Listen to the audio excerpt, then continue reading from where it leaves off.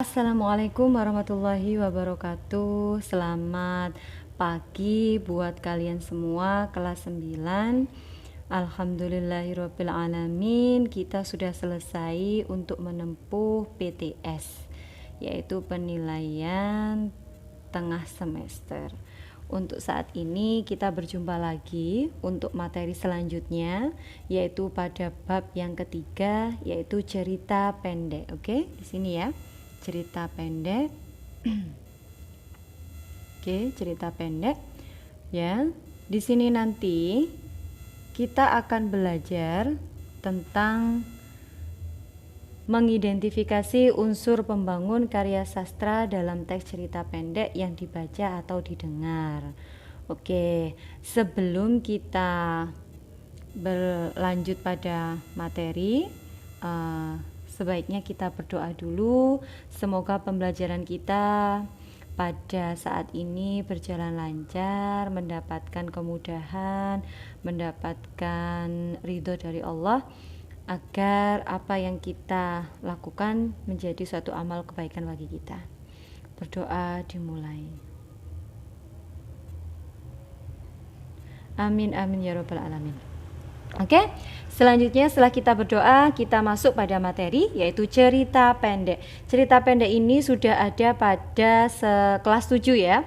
Kelas 7 banyak sekali cerita-cerita pendek, bahkan di situ ada yang berbentuk fabel, ada yang berbentuk mitos, ada yang berbentuk mite ya, mitos atau mite.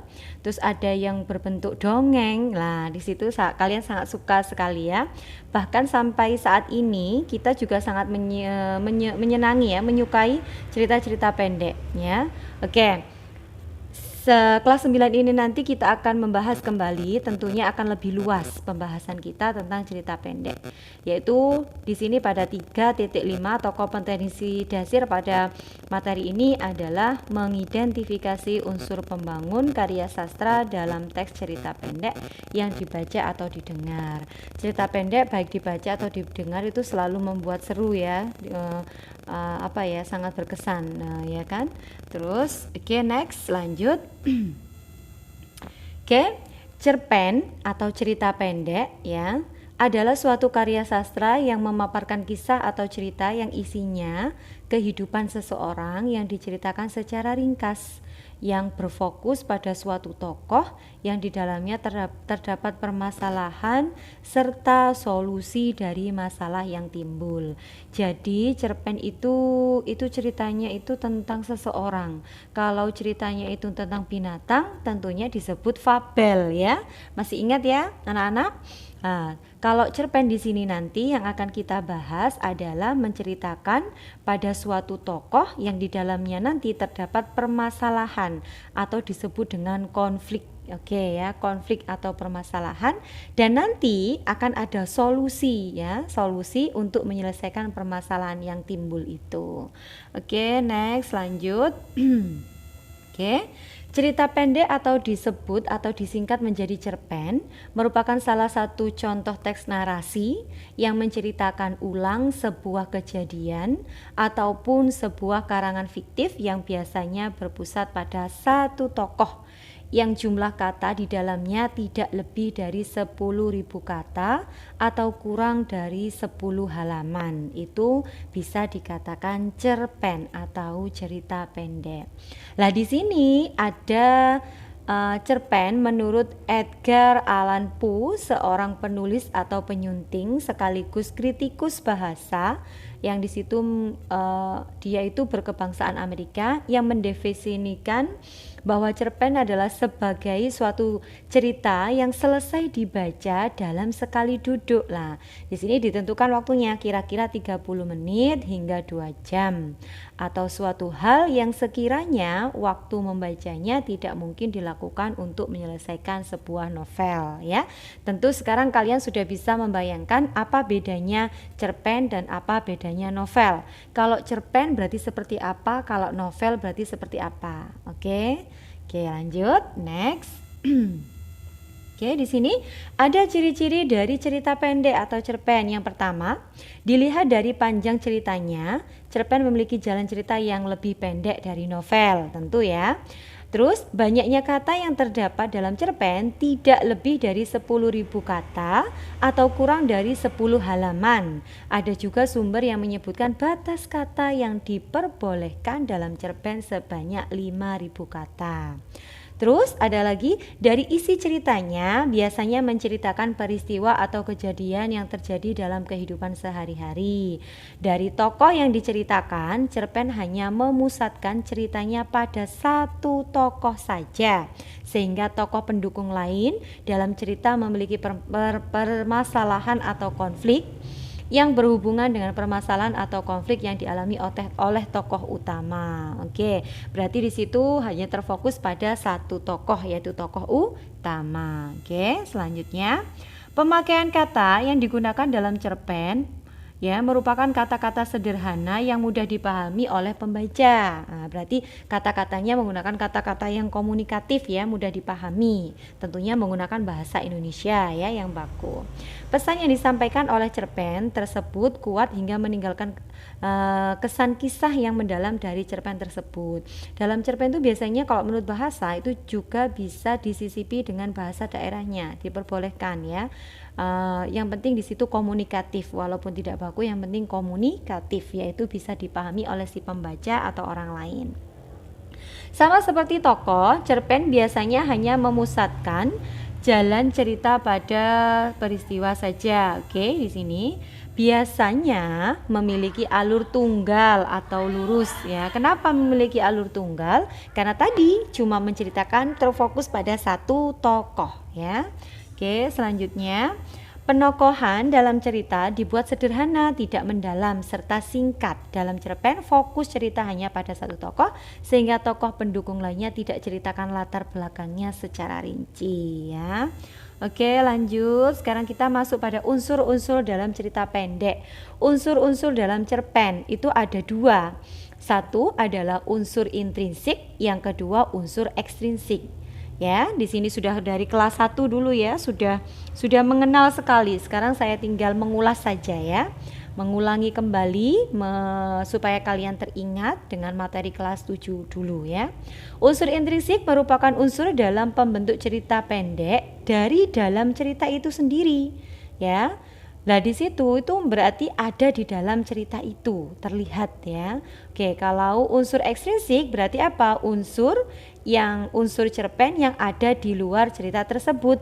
Namun dari unsur yang ada di luar itu tetap mendukung cerita dari cerpen itu. Nah, berarti masih ada hubungannya, walaupun posisinya dia ada di luar, tapi masih ada hubungannya dengan isi ceritanya. Oke, di sini unsur intrinsiknya, di sini saya ambil tema, alur atau plot, latar atau setting, penokohan, pesan atau amanat, dan sudut pandang. Sebenarnya kalau kita lihat itu sebenarnya biasanya ada 7 ya sayang ya. Ada tema, ada alur, ada setting, ada penokohan, ada pesan, ada sudut pandang, terus ada gaya bahasa ya. Nah, di situ biasanya ada gaya bahasa juga. Oke. Tema di situ sudah sering kalian ya, tema itu inti atau ide pokoknya, inti dari ceritanya. Alur atau plot berarti ada kata lain. Kalau alur sama plot itu sama ya. Oh, istilahnya sama dia. Alur itu adalah jalannya cerita, plot juga jalannya cerita. Ingat ya. Untuk alur itu macamnya ada 3, ada alur maju, ada alur mundur, ada alur campuran atau flashback ya. Terus selanjutnya kita masuk ke latar atau setting. Setting itu berarti tempat, latar itu juga kejadiannya. Ada latar waktu, ada latar tempat, ada latar suasana. Dalam sebuah cerita itu dibutuhkan di mana kejadiannya, suasananya seperti apa ya. Terus bagaimana kondisinya di sana? Lah, di situ masuk pada latar ya. Penokohan. Untuk penokohan di sini, penokohan sendiri di sini kelas 7 dulu sudah pernah kita bahas ya. Untuk penokohan itu kalau berdasarkan sifatnya ada antagonis, protagonis sama tritagonis ya. Kalau berdasarkan letak munculnya itu ada tokoh utama, ada tokoh sentral, ada tokoh pembantu atau pemanis ya.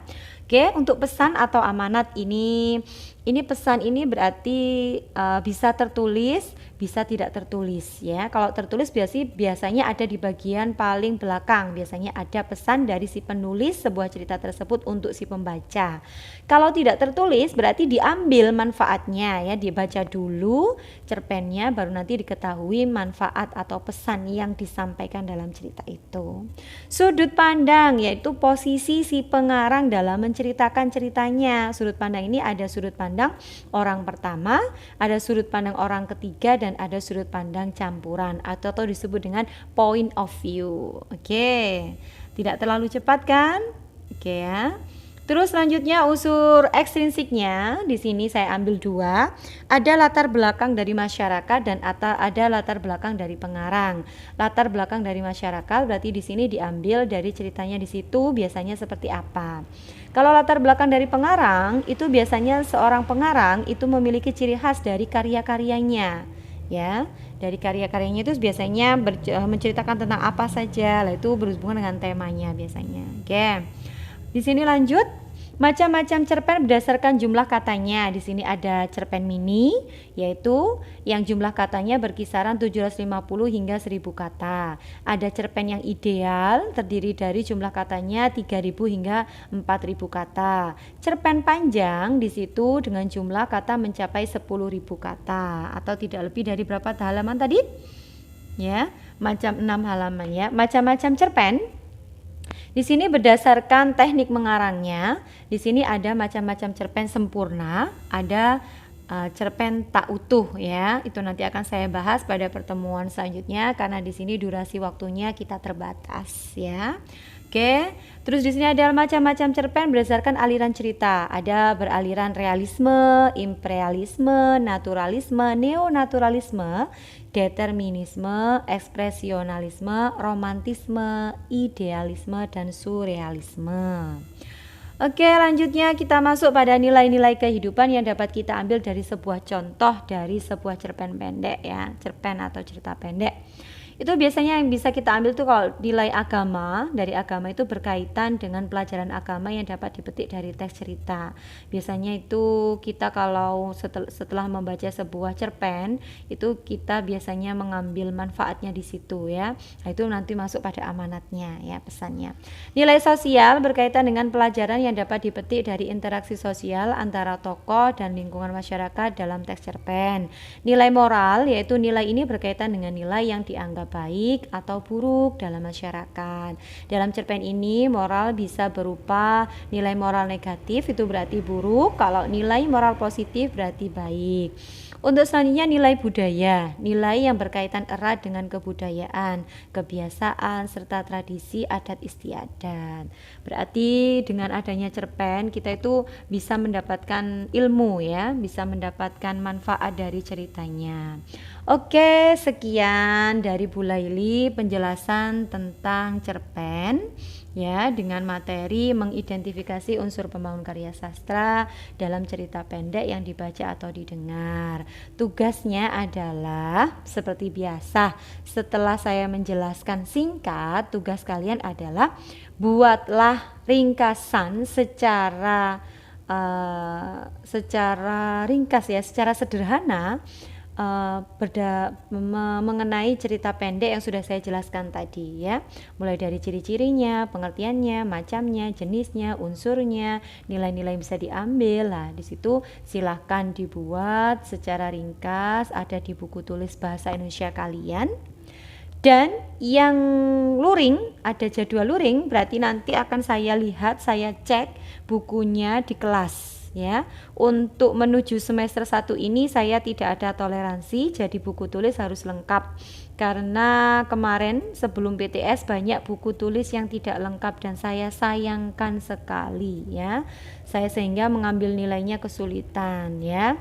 Terus untuk yang daring berarti silahkan japri ke nomor saya langsung, hasilnya difotokan dan dikirim ke WA saya. Baik, yang daring tidak ada jadwal luring sama sekali atau belum ada izin dari orang tua untuk melakukan luring. Saya ingin nilainya ini bisa secara baik sehingga saya bisa insya Allah bisa melakukan secara adil untuk memberi nilai pada kalian. Ya, ingat, apa yang akan kita lakukan, kita akan memanennya. Jadi kalau kita bersungguh-sungguh, insya Allah ilmu tersebut akan mengangkat derajat kita. Oke, amin. Sampai di sini materi kita pada hari ini. Saya mohon maaf jika ada salah kata. Saya mohon maaf. Saya akhiri. Ihdinas siratal mustaqim. Wassalamualaikum warahmatullahi wabarakatuh.